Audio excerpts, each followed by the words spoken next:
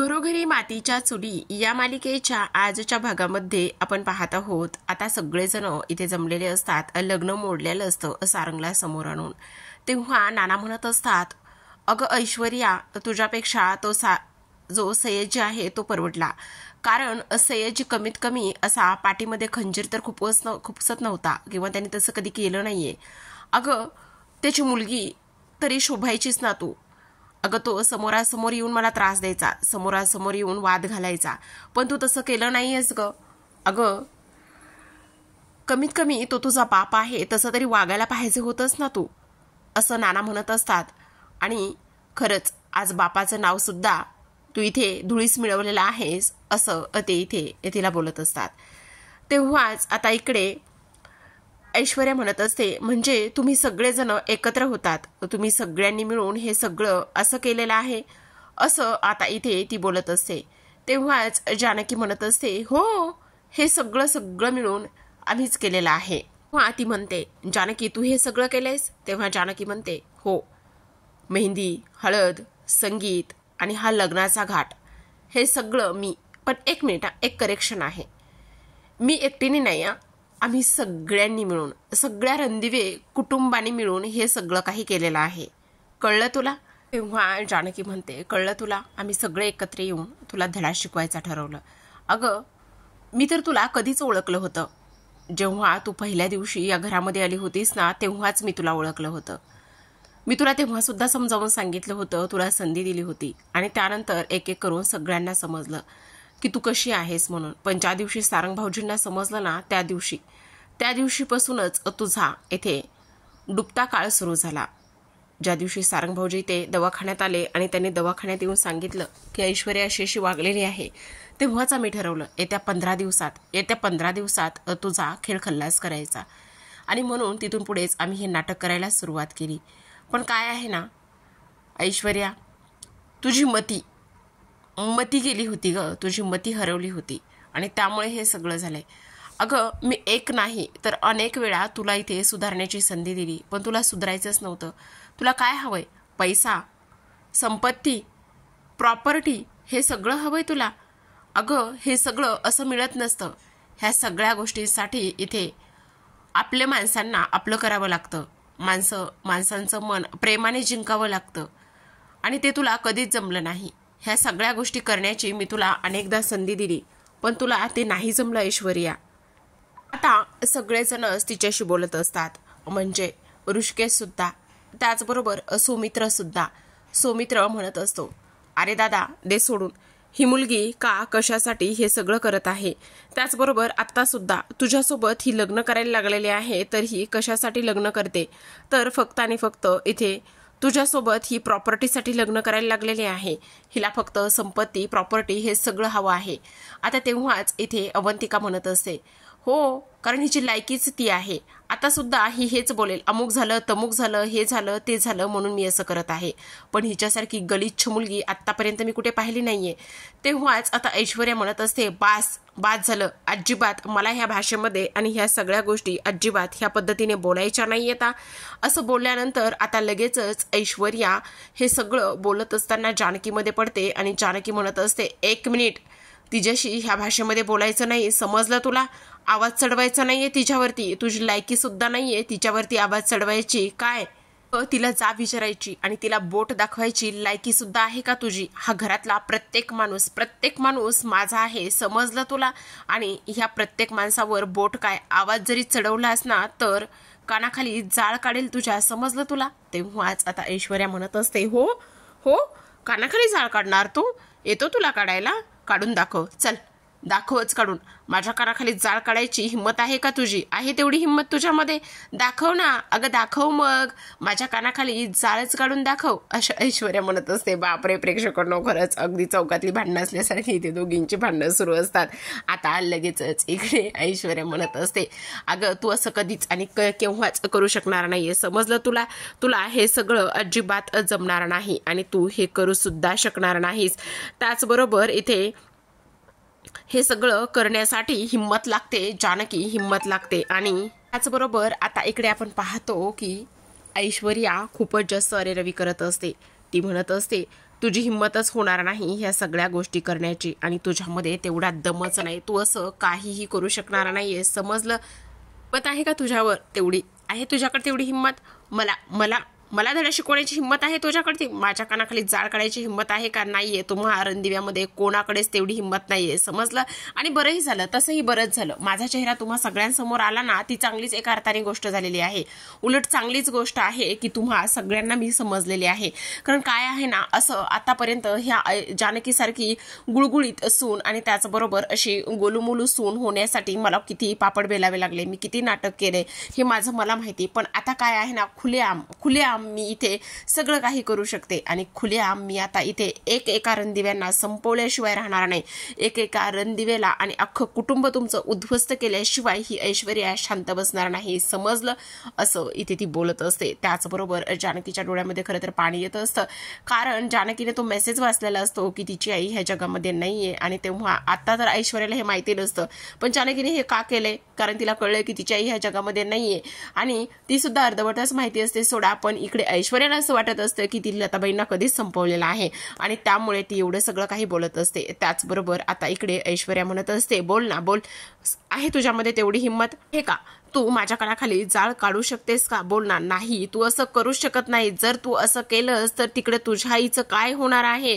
तुझ्या आईला मी संपवेल, तुझ्या आईला इथे मी मारून टाकेल, समजलं जानकी तुला? तेव्हाच आता इकडे जानकी म्हणत असते, काय काय म्हणतेस तू? माझ्या आईला मारून टाकणार तू? अगं नाहीच आहे माझी आई या जगामध्ये नाहीच आहे. तू तिला कधीच मारून टाकलंस ऐश्वर्या? असं म्हटल्यानंतर इकडे जानकी ऋषिकेशच्या शर्टला पकडते आणि म्हणत असते, ह्या ऐश्वर्याने माझ्या आईला जिवंत मारून टाकलेला आहे. ह्या ऐश्वर्याने माझ्या आईला ह्या जगातून ढगात पाठवलंय. ह्या ऐश्वर्याने माझ्या आईचा इथे खून केलेला आहे. आणि तेव्हाच आता ऐश्वर्या अगदी शांत बसलेली असते. आतापर्यंत ज्या हुकुमाच्या इक्क्यावरती किंवा तिला असं वाटत होतं की ही जानकीची आई माझ्याकडे आहे, ही मी हिला असं सांगितलेलं आहे आणि त्यामुळे ही सगळं मी म्हणेल तसं ऐकेल. आणि आता तर जानकी इथे बोलत असते की हो, मला माहिती ना की माझी आई या जगात नाहीच आहे. ऐश्वर्या बोल, माझ्या आईला तू मारलंस ना, सोडणार नाहीये मी तुला. ऐश्वर्या असं बोल, काय केलं होतं माझ्या आईनं तुझं? काय बिघडवलं होतं तिनं तुझं? तू माझ्या आईला मारून टाकलंस, संपवलंस तू माझ्या आईला. आणि ऐश्वर्या तुला काय वाटतं मी वेडी आहे का? मी नाहीये वेडी. कारण तुझ्या मोबाईलमधला तो मेसेज मी इथे वाचलाय. तू माझ्या आईला संपवलंयस आणि माझी आई या जगात नाहीये, समजलं. आणि तरी सुद्धा आत्ता तू ह्या सगळ्या गोष्टीचं भांडवल करून मला ब्लॅकमेल करतेस. नाही करू शकत तू असं ऐश्वर्या, नाही करू शकत. कारण आमच्या सगळ्यांसमोर ते सत्य आलेलं आहे, समजलं तुला. असं आता इकडे जानकी ऐश्वर्याला अगदीच ठामपणे सांगत असते. आणि तेव्हा इकडे आता आजींना सुद्धा खूप मोठा धक्का बसलेला असतो. कारण आजींसमोर आता ऐश्वर्याचं जे खरं रूप आहे ते पहिल्यांदाच आलेलं असतं. आणि आता हे सगळं खरं रूप पहिल्यांदाच समोर आल्यानंतर इकडे मात्र त्यांना सुद्धा खूपच मोठा धक्का इथे बसलेला असतो. त्याचबरोबर आपण इकडे दुसऱ्या बाजूला पाहतो की आता लताबाईंना डांबून ठेवलेलं असतं. जेव्हा जानकी इकडे बोलत असते माझे जिवंत नाही, तेव्हाच इकडे लताबाई दाखवलेल्या असतात. आता लताबाईंना इकडे डांबून ठेवल्यानंतर आपण पाहतो की इकडे मात्र त्या मायाला आवाज देत असतात. मायाला आवाज देत असताना, माया तू कुठे आहेस ग? माया तू बरी आहेस ना ग? माया काय झालेलं आहे सांग ना ग माया, असं इथे त्या बोलतात. तेव्हाच इकडे आता माया लगेचच आवाज देत असते, ओ म्हणत असते आणि काकू मी इथेच आहे. काकू माझा तुम्हाला आवाज येतोय का? माया त्या लोकांनी तुझ्याबरोबर काही वेडवाकडं तर केलं नाही ना ग? तू बरी तर आहेस ना ग? बोल ना ग माया, असं इथे ती बोलत असते. तेव्हाच इकडे माया आवाज देत असते, हो काकू मी इथेच आहे, मी बरी आहे काकू, मला काही नाही केलेलं, नका काळजी करू, असं सुद्धा इथे आता ती बोलत असते. त्याचबरोबर काय करायचं ग माया, इकडे माझा तुला आवाज येतोय ना ग, तू बरी आहेस ना ग? तेव्हा इथे माया म्हणत असते, हो काकू मी बरी आहे, तुम्ही बरे आहात ना? पण काय ग माया, हे सगळं काय होऊन बसलेला आहे? आपल्याला इथे असं डांबून ठेवलंय, आपण इथून कधी बाहेर पडणार ग माया, असं इथे ती बोलत असते. त्याचबरोबर ह्या सगळ्या गोष्टी इथे बोलल्यानंतर आपण पाहतो की आता इकडे माया सुद्धा अस्वस्थ झालेली असते. पण प्रेक्षकांनो, हे मास्कमॅन कोण आहे, त्याचबरोबर हे सगळा गोंधळ काय आहे, हे तर आतापर्यंत काही स्पष्टपणे समोर आलेलं नसतं. कारण दुसऱ्या बाजूला मायाला सुद्धा बांधून ठेवलेलं असतं. आतापर्यंत आपण असा अंदाज बांधत होतो की माया ही मास्कमॅनची कोणीतरी असेल आणि त्यांनी हात मिळवणी केलेली असेल. पण आता तर इथे उलटच दिसत आहे आणि त्याचबरोबर हा मास्क मॅन नेमका कोण असेल, काय असेल हे तर कळायला मार्ग नसतो. इकडे लताबाई खूप जास्त हतबल झालेल्या असतात. त्यांना असं वाटत असतं की माझ्या तिकडे जानकीचा संसार तर मोडला नसेल ना, जानकी आणि ऋषिकेश आणि त्याचं ऐश्वर्याचं लग्न तर लागलं नसेल ना, काय करायचं ग माया, इथून कसं सुटायचं, काय करायचं, हा माणूस कोण आहे, आपल्याला इथे डांबून का बरं ठेवलेला आहे, ह्या सगळ्या गोष्टी लताबाई बोलत असतात आणि रडायला सुरुवात करत असतात. माया मात्र दुरूनच त्यांचं सांत्वन करत असते, त्यांना समजावून सांगण्याचा प्रयत्न करत असते आणि म्हणत असते, काकू तुम्ही नका काळजी करू, प्लीज जरा शांत हो ना काकू, तुम्ही जरा शांत हो ना, असं सुद्धा माया इथे बोलताना आपल्याला पाहायला दिसत आहे. पण इकडे मात्र लताबाई खूपच जास्त जीवाचं रान करून तिथून बाहेर पडण्याचा आणि देवाकडे धाव घेण्याचा प्रयत्न करत असतात. हे परमेश्वरा, मला इथून बाहेर काढ रे, मला माझ्या मुलीकडे जायचं आहे, माझ्या मुलीचा संसार वाचवायचा आहे, काय करू मला कळत नाही, असं सुद्धा इथे आता ते बोलत असतात. तर इकडे लताबाई रडत असतात, तर इकडे दुसऱ्या बाजूला आपण पुन्हा पाहतो की आता हे सगळं दोघींसमोर आलेलं असतं आणि दोघी उघड भांडायला सुरुवात करत असतात. इथलं ऐश्वर्या, काय करून बसलेली आहेस, काय करून बसलीस, फक्त संपत्ती, प्रॉपर्टी आणि त्याचबरोबर सूड आणि बदला हे सगळं करण्यासाठी काय करून बसलेली आहे, समजलं तुला? अगं तुला कितीतरी वेळा संधी दिली होती मी, पण नाही, तुला सुधारायचंच नव्हतं. अगं माणसं मायेने प्रेमाने जिंकता येतात, पण ते तुला जमलं नाहीये.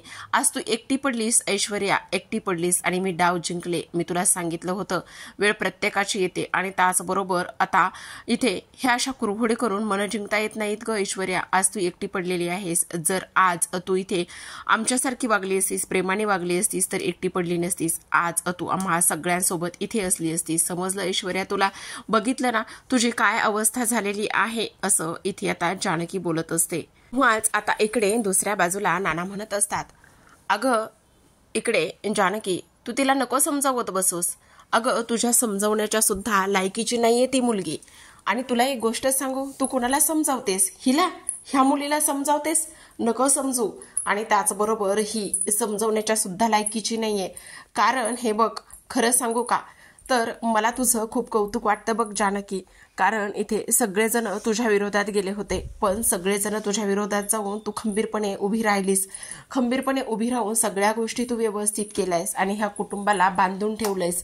त्याचबरोबर ह्या ऐश्वर्याची ही लायकी सुद्धा नाहीये ह्या सगळ्या गोष्टी इथे करण्याची. आणि त्याचबरोबर तू हिला का आणि कशासाठी समजवतेस? आज आदर्श सून कशी असावी, काय असावं हे तुझ्याकडे बघून कळतंय जानकी, असं नाना बोलत असतात. आता हे सगळं नाना जानकीचं कौतुक करत असताना आजी ऐकत असतात. खरं तर आजींना आज इथे वाईट वाटत असतं, कारण आजींनी इथे हा जो काही विश्वास ठेवला होता ऐश्वर्यावर, तो सगळा विश्वास इथे आता मोडीस निघालेला असतो आणि त्यामुळेच आता त्यांना थोडंसं दुःख होत असतं. जानकीचं कौतुक करत असताना नाना म्हणत असतात, सगळे रणदिवे कुटुंब कितीतरी वेळा तुझ्या विरोधात गेलं, पण तरी सुद्धा तू अजिबात डगमगली नाहीयेस, खंबीरपणे इथे उभी राहिलीस. त्याचबरोबर आता इकडे सुमित्रा रडायला लागलेली असते आणि ती म्हणत असते, खरंच जानकी, आज मला तुझं खूप कौतुक करावंसं वाटतंय. खरंच एक सून कशी असावी हे सगळं तुझ्याकडून करायला शिकलेलं आहे. त्याचबरोबर इथे तू नसतीस तर आज आमचं काय झालं असतं. तर इकडे जानकी म्हणत असते, हे सगळं मी का आणि कशासाठी करू शकलेले आहे. तर इकडे रामासारखा जोडीदार माझ्यासोबत आहे आणि इथे माझा साथीदार एवढा खंबीर माझ्यासोबत उभा असतो की तो मला कधीच डगबगू देत नाही.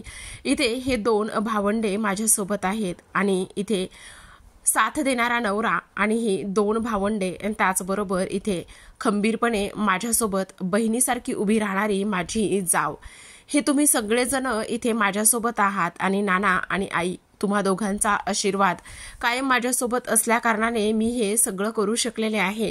तुम्ही माझी ताकद आहात आणि तुम्ही माझी ताकद असल्यामुळेच मी ह्या ऐश्वर्याचा खरा रंग, खरा चेहरा इथे सगळ्यांसमोर आणू शकली आहे, असं सुद्धा आता इथे जानकी बोलत असते.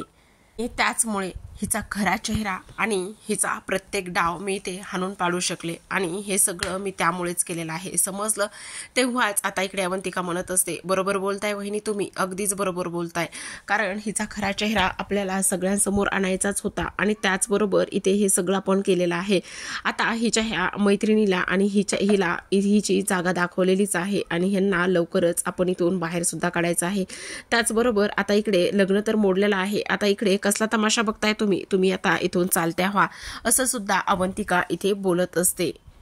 अवंतिका म्हणत असते, तुम्ही जे लग्न इथे एन्जॉय करायला आला होतात ना, ते लग्न मोडले, आता ते लग्न संपले आणि त्यामुळे आत्ताच्या आत्ता तुम्ही इथून चालतं व्हायचं आहे, समजलं. इथे तुमचा काही थांबण्याचा काहीच इथे हक्क नाहीये, अधिकार नाहीये.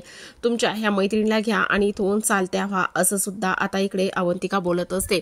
त्याचबरोबर अवंतिकाने हे सगळं काही बोलल्यानंतर इकडे मात्र ऐश्वर्याला तर अवंतिकाचा खूपच राग येत असतो. का तर राग येत असतो, ती सौमित्रेची बायको आहे ना, म्हणून तिला राग येत असतो. ती एखादा जरी शब्द बोलली ना तरी सुद्धा इकडे मात्र ऐश्वर्याचं रक्त अक्षरशः असं उसंबळून येत असतं प्रेक्षकांनो, खरंच. कारण अवंतिकाला ती इथे काहीच बोलू देत नसते. तर आता इकडे सारंग इथे ऐश्वर्या समोर असतो आणि तेव्हाच इकडे तो म्हणत असतो. खरं तर ऐश्वर्या तिथून जायला निघालेली असते आणि तेव्हा जानकी तिला थांबवते आणि म्हणते, नाही, आत्ता तू इथून जाऊ शकत नाहीयेस. आमच्यासोबत वागलेले, आमच्यासोबत इथे बदला घेतलेला आणि सगळ्या गोष्टींचा इथे बदला आम्ही पूर्ण करणार आहोत. तेव्हा ऐश्वर्या म्हणते, नेमकं काय करणार आहेस तू?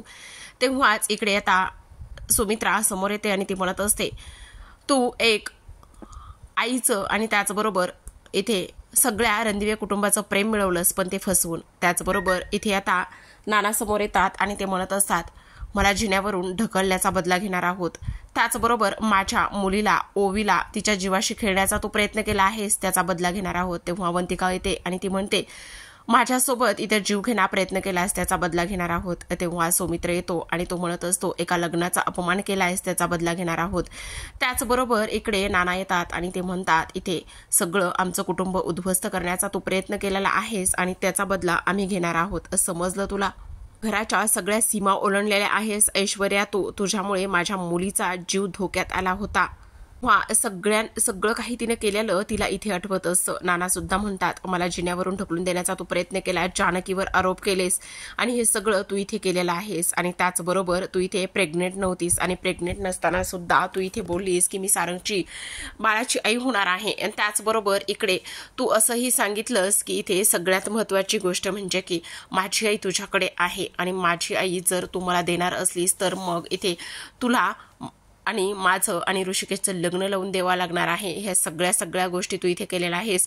त्याचबरोबर एक आदर्श सून म्हणून आईच्या नजरेत चांगली होण्याचा प्रयत्न केलास आणि मला इथे आई तुला म्हणाल्या की इथे मी सोनं ओळखायचं चुकले आणि पितळालाच पाणी घालत बसले. तुला ह्या सगळ्या गोष्टींचा हिशोब आता इथे चुकता करावाच लागणार आहे, समजलं ऐश्वर्या तुला? व्हाच आता ऐश्वर्या म्हणते, हे सगळं तुझ्यामुळे झालेलं आहे, तुझ्यामुळे माझ्या स्वप्नांचा सगळा चुरडा झालेला आहे. मला इथे कोणाबरोबर लग्न करायचं होतं तर मला इथे ह्या बुटक्या सारंगबरोबर अजिबात लग्न करायचं नव्हतं, तर माझं लग्न कोणाबरोबर ठरलं होतं? माझं लग्न सौमित्रबरोबर ठरलं होतं. मला सौमित्रशी लग्न करायचं होतं, पण तुझ्यामुळे हे भांड माझ्या गळ्यात बांधलं गेलं, कळलं तुला?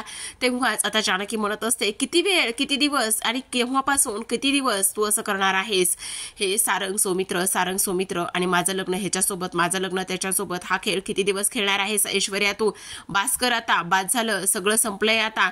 आणि एक मात्र महत्त्वाची गोष्ट आहे, जेव्हा मला इथे सौमित्रचं आणि अवंतिकाचं समजलं तेव्हा मी तुला स्पष्टपणे सांगितलं होतं. त्याचबरोबर इथे सारंगशी लग्न करण्याचा घाट कोणी घातला होता? कोणी सारंगशी इथे लग्न करण्याचा घाट घातला? तूच ना. तुलाच इथे एक रणदिव्यांची सून व्हायचं होतं, तुलाच इथे सारंगची बायको व्हायची होतं ना. आम्ही तुझ्याकडे मागणी घालायला आलो नव्हतो, तूच तर इथे आली होतीस ना.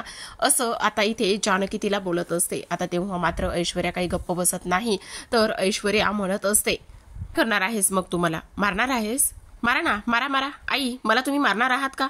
तेव्हा सुमित्रा म्हणते, छे, चिखलात दगड मारून इथे मी चिखल अंगावर घेणाऱ्यातली नाहीये, समजलं तुला? कारण माझं मन आणि चारित्र्य भरकटलेलं नाहीये, समजलं? सगळ्यात महत्त्वाची गोष्ट, तुला जर या घरामध्ये कोणी शिक्षा करणार असेल तर ती व्यक्ती दुसरी तिसरी कोणी नाही, तर ती व्यक्ती आहे फक्त आणि फक्त इथे जानकी, समजलं? जानकीच तुला काय शिक्षा करणार, काय करायचं आहे तुझ्यासोबत आणि तुला या घरामध्ये ठेवायचं आहे की नाही, घराबाहेर काढायचं आहे की नाही आणि त्याचबरोबर तुझी काय अवस्था करायची आहे, हे सगळं जानकी करणार आहे, मी नाही किंवा इथे रणदिव्यामधलं कोणीही नाही. जानकी इकडे सुमित्राकडे पाहते. तेव्हा सुमित्रा म्हणते, हो जानकी, कारण ह्या बाईला शिक्षा करण्याचा अधिकार फक्त आणि फक्त इथे तुला आहे. कारण ह्या बाईमुळे किती मरण यातना तुला भोगाव्या लागलेल्या आहेत, किती इथे अपमान सहन करावे लागलेले आहेत. आता ह्या सगळ्या गोष्टींचा बदला घेण्याची वेळ आलेली आहे जानकी. हिला चांगलाच धडा शिकव असं इथे आता सुमित्रा म्हणत असते आणि तेव्हा लगेचच सुमित्राने गुलाबला आवाज दिलेला असतो. बापरे, आता मात्र इकडे लगेचच आजी म्हणत असतात, गुंडे तुझ्यावरती विश्वास ठेवला आणि तू माझा विश्वासघात केलेला आहेस. इथे मी तुला माझी नातसून म्हणत होते, पण तू तसं वागली नाहीयेस, तू त्या गोष्टी इथे केलेल्या नाहीयेस, तू चुकीचं वागलीस आणि त्याचबरोबर मला सुद्धा इथे ठेवलेल्या विश्वासाचा इथे तू माझा सुद्धा अपमान केल्यासारखंच आहेस. आता गुलाबने इथे जानकीच्या हातामध्ये काठी आणून दिलेली असते.